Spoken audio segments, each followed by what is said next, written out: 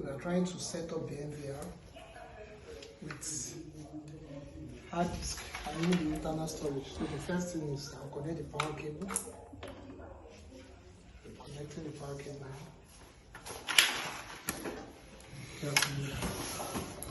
Next, I'll connect the first COM cable because it's a 16 channel NVR.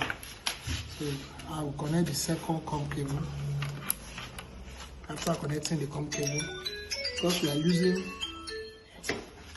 are using hard disk, I will connect it inversely.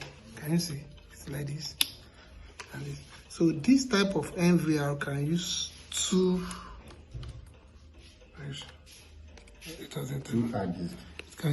It can use two hard disk. So this is also meant for these two is also meant for the other hard disk.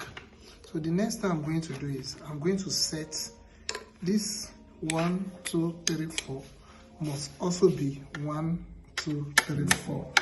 So I'll set it. So by the time I inverse the DVR like this, it must show in the same location. Yes. So it must be like this. Yes. Like this. So can you see 1, 2, 3, 4? It's So the next thing I will